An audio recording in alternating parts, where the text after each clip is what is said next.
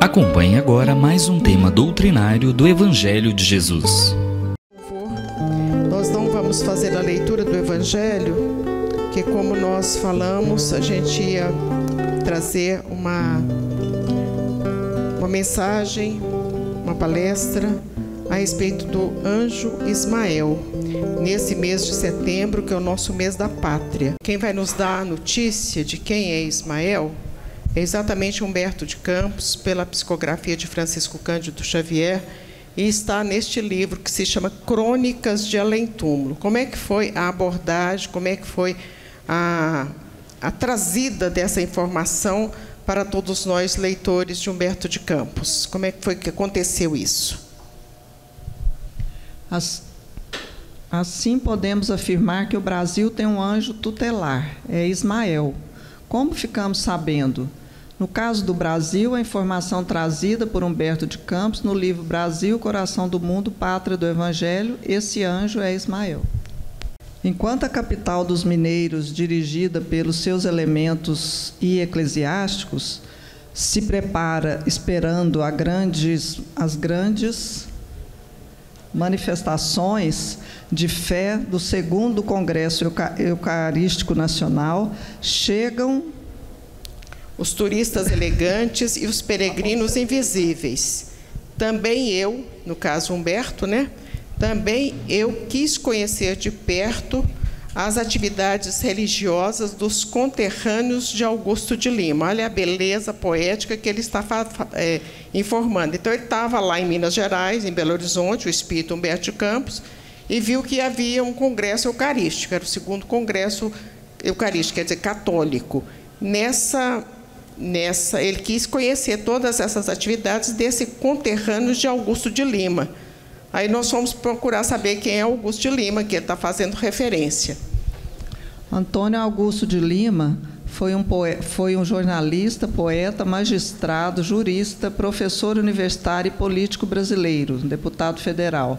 Como governante de Minas Gerais, em 1891, decidiu a mudança da capital do estado de Ouro Preto para Belo Horizonte. Foi presidente da Academia Brasileira de Letras. Os mineiros que aí estão todos sabiam que foi ele que decidiu a mudança da capital para Belo Horizonte? Então está aí, a gente já teve essa informação.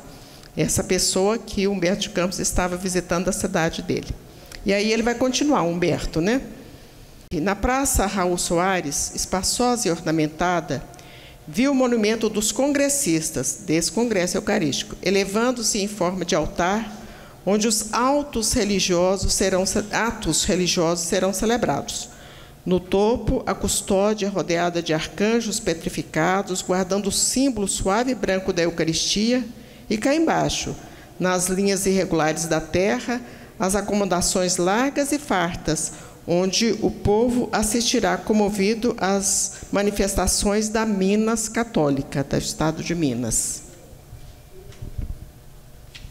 Foi nesse ambiente que a figura de um homem trajado à israelita, lembrando alguns tipos que em Jerusalém se dirigem frequentemente para o lugar sagrado das lamentações, aguçou a minha curiosidade incorrigível de jornalista. Um judeu? Exclamei, aguardando as novidades de uma entrevista. Sim, fui judeu há algumas centenas de anos, respondeu laconicamente o interpelado. Então, ele é jornalista, e ele falou assim, mas um judeu aqui misturado com esse povo todo católico, né? Perguntou, você é judeu? Eu falei, sim, sou judeu. Porque ele lembrou que eram aquelas roupas que eles usavam para ir frequentar o templo de Jerusalém. Sua réplica exaltou a minha bisbilhotice e procurei atrair a atenção da singular personagem. Vosso nome, continuei, Simão Pedro, o apóstolo? E a veneranda figura respondeu afirmativamente. Então ele perguntou, né, o nome dele, como é que o senhor chama? Ele falou assim, Simão Pedro. Aí ele falou assim, o apóstolo? Ele também ficou assim, surpreso, né, que o apóstolo Pedro estivesse lá em Belo Horizonte. E depois disso, o apóstolo Pedro vai trazer muitas considerações interessantes sobre a Igreja Católica, sobre o trono de São Pedro, que a gente cortou por conta da questão do tempo mesmo, e também não era o objetivo nosso. Mas nós vamos ver agora, então, a continuação do diálogo deles, né? Qual o vosso objetivo atualmente no Brasil? Venho visitar a obra do Evangelho aqui instituída por Ismael, filho de Abraão e de Agar, e dirigida dos espaços por abnegados apóstolos da fraternidade cristã. E estás igualmente associado às festas do 2º Congresso Eucarístico Nacional? Perguntei.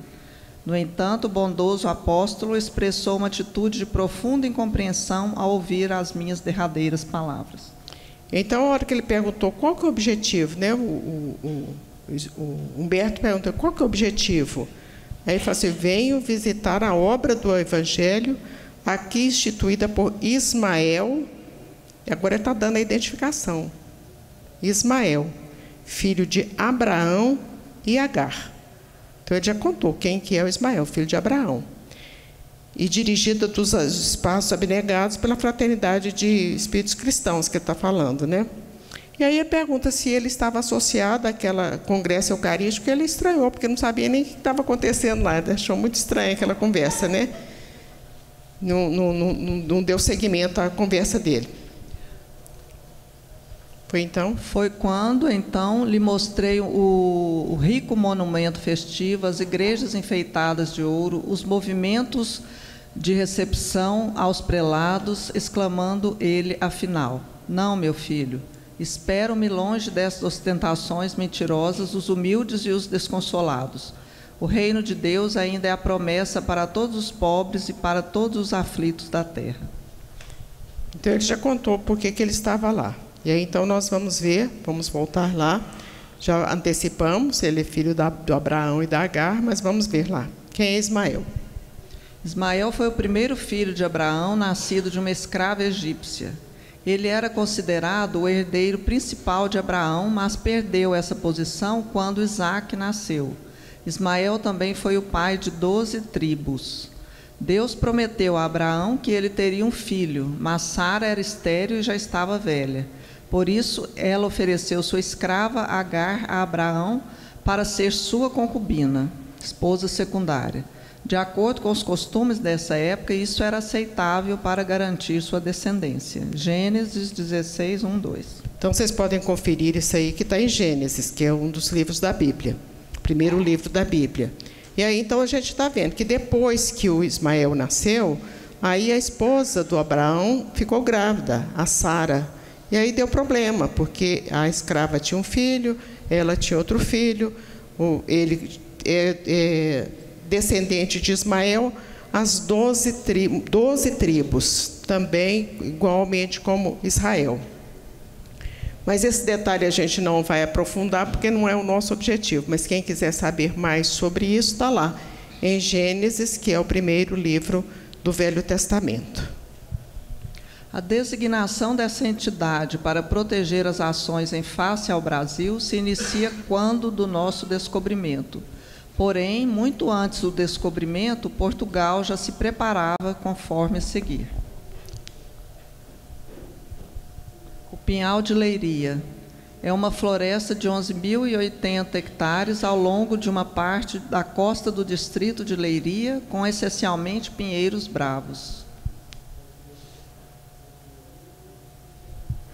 O pinhal foi inicialmente mandado plantar pelo rei Dom Afonso III e continuado por Dom Diniz no século XIII, com o intuito de travar o avanço e degradação das dunas, bem como proteger a cidade de Leiria, os terrenos agrícolas da sua degradação devido às areias transportadas pelo vento.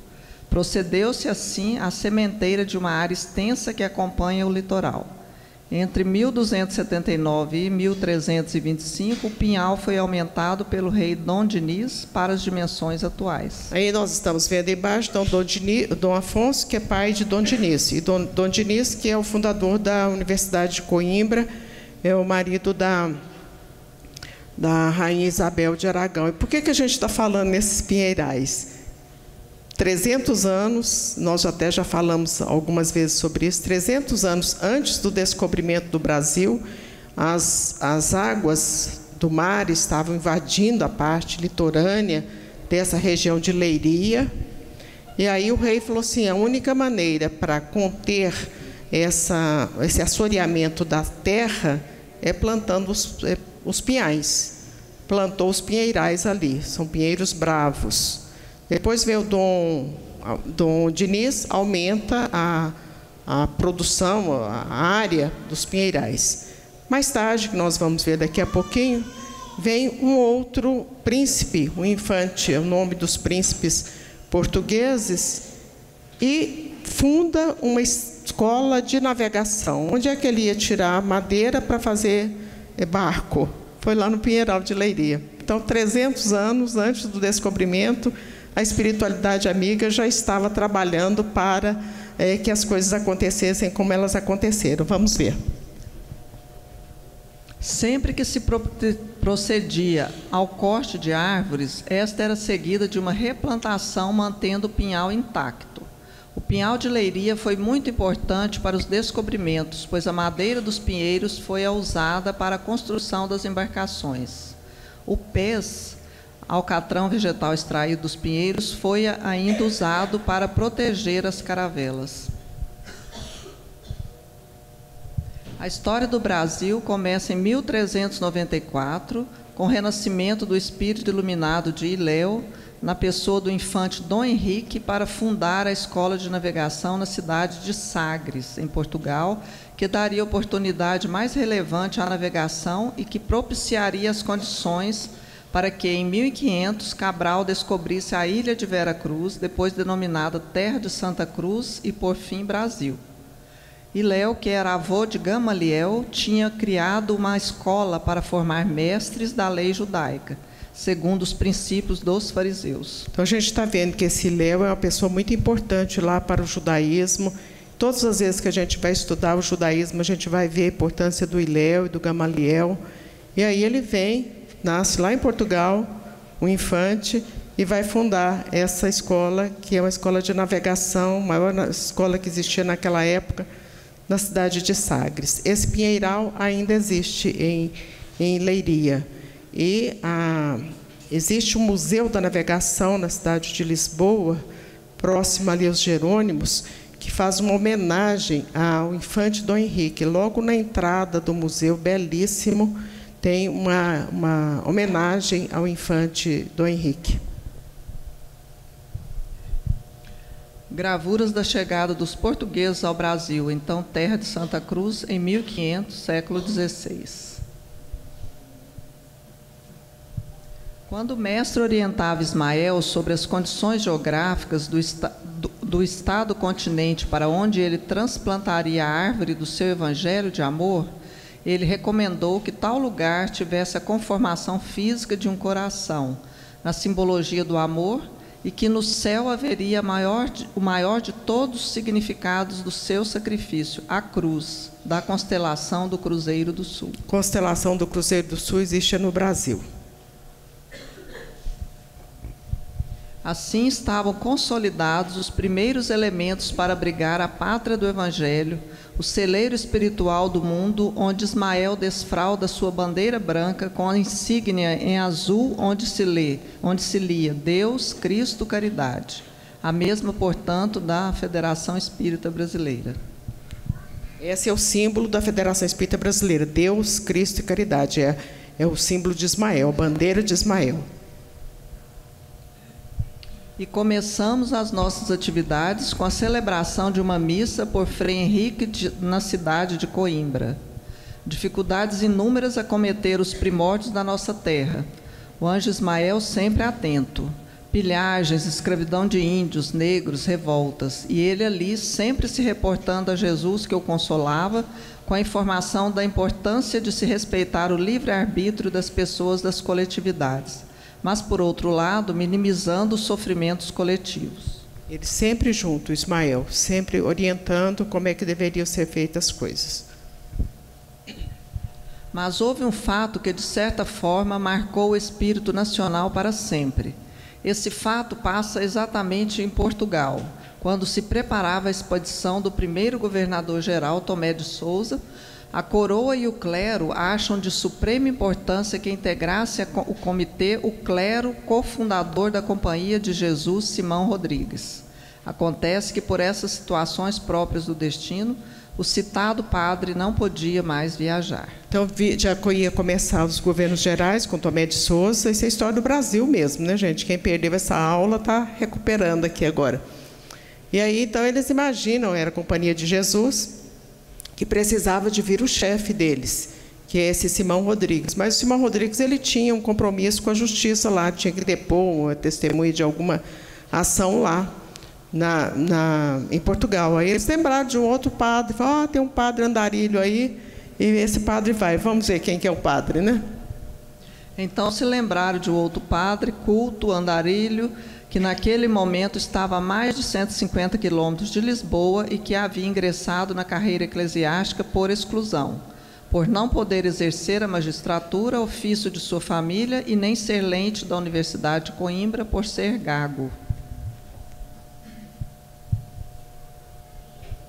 Esse destemido espírito é Manuel da Nóbrega, que traz para a terra do Cruzeiro toda a sua bagagem como senador Públio Lentulus, Nestório, dentre outras oportunidades evolutivas que a misericórdia de Deus lhe concedeu, e tornou-se não somente cofundador da cidade de São Paulo, catequizador de povos indígenas e também de portugueses que aqui estavam, mas o grande idealizador e responsável pela magnífica obra mediúnica de Francisco Cândido Xavier na figura de Emmanuel.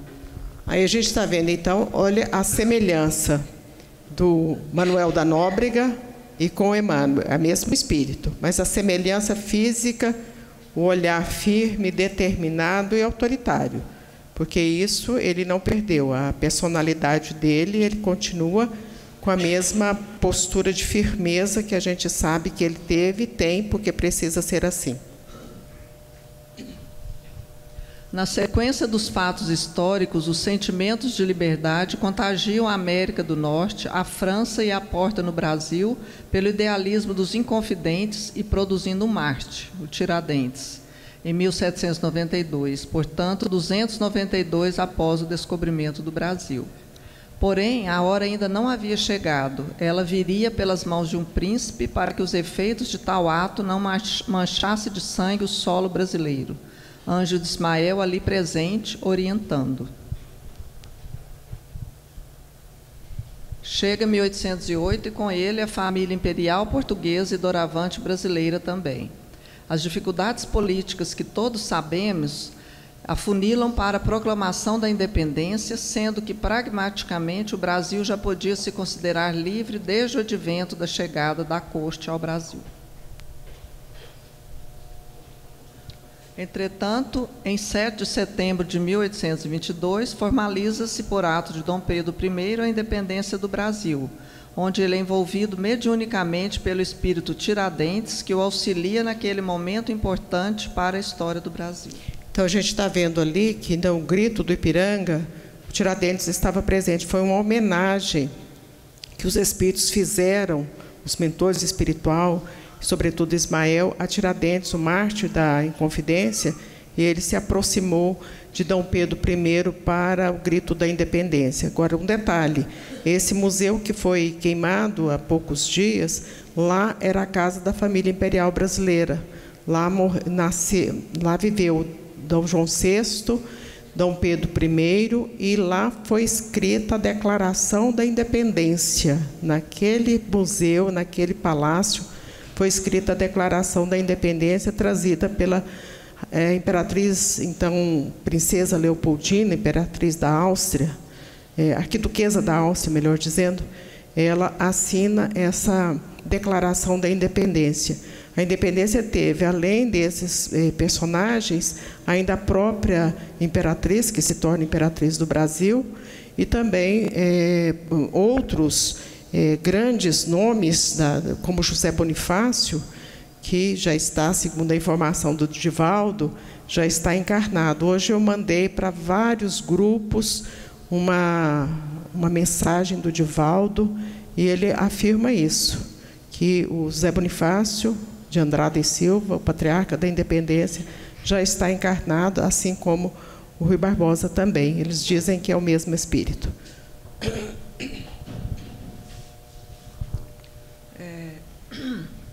Proclamada a independência, o anjo Ismael prepara a nação para a abolição do cativeiro e para a república. Conta com espíritos notáveis nesse momento de transição, onde não podemos deixar de destacar a figura impoluta do imperador Dom Pedro II, espírito Longinos, aquele lanceiro da cruz. O próprio mestre delega a ele a missão de ser imperador do Brasil por quase 50 anos. Muito interessante que conheçam essa história, que leiam o livro que se chama Brasil, Coração do Mundo, Pátria do Evangelho, porque isso é só um resumo do resumo mesmo, mas as mensagens são belíssimas, muito poéticas, como o próprio do Humberto de Campos. Então, quem tiver a oportunidade de ler o livro, pegue um lenço e vão ler o livro e vão chorar bastante, porque é muito lindo o contato, o momento em que o imperador, o Longinos, é informado que ele seria imperador do Brasil. É muito lindo, todas as passagens do livro são belíssimas.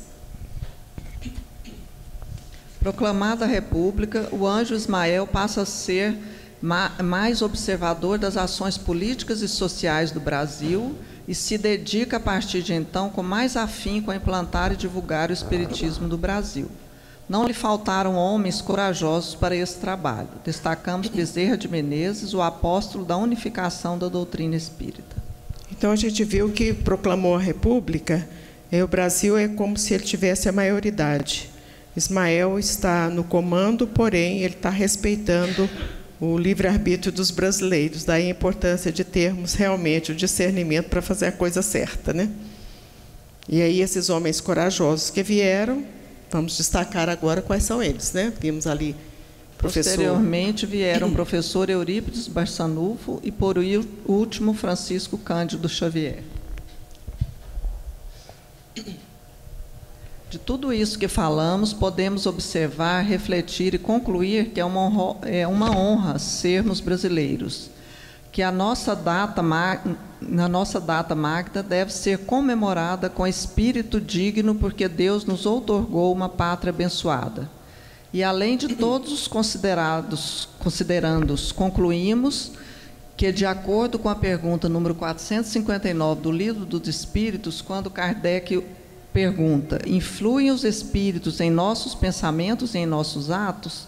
A resposta foi: muito mais que imaginais.